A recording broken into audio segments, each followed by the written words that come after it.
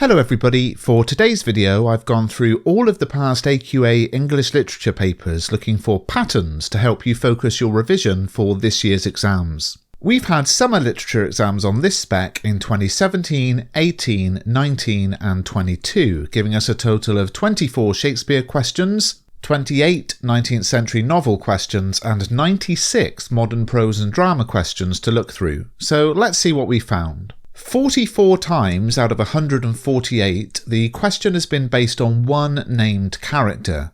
Around half of these have been focused on how a character is presented in a particular way, such as spiteful, unlikable, important, selfish, or mysterious. So, to prepare for this kind of question, why not think about the characters in your set texts and map out all the different adjectives you might use to describe them?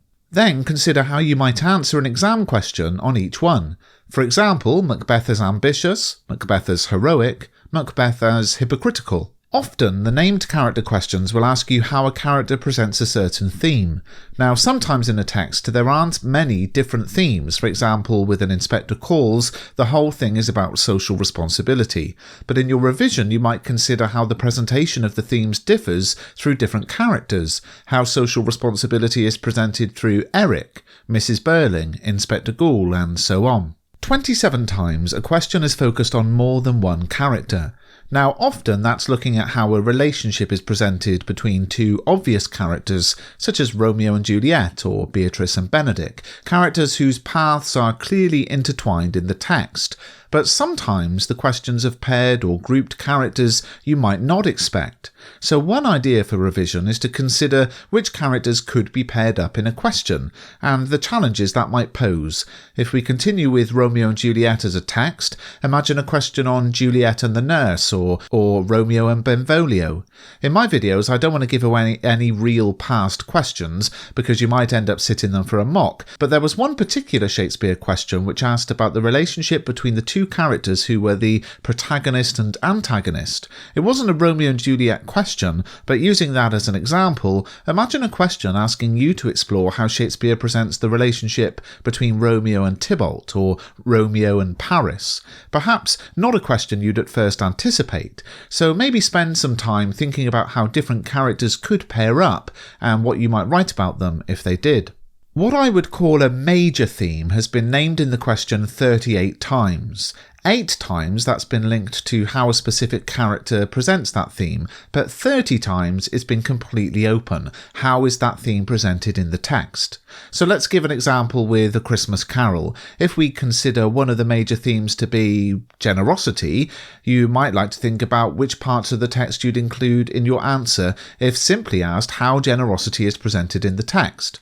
Sometimes an open question is difficult because there are so many different things you could write about that it can take quite some time to work out what the best examples are. If the question is more narrowly focused, for example, how is Fred used to explore generosity in A Christmas Carol, that's often easier to answer because the question itself focuses in on some specific points. But be prepared for open, theme-based questions.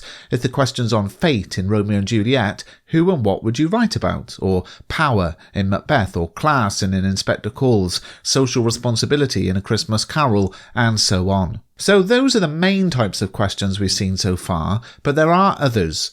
9 times we've been given a quote from the author or a character or just an opinion on the text and have then been asked to explain our viewpoint on it.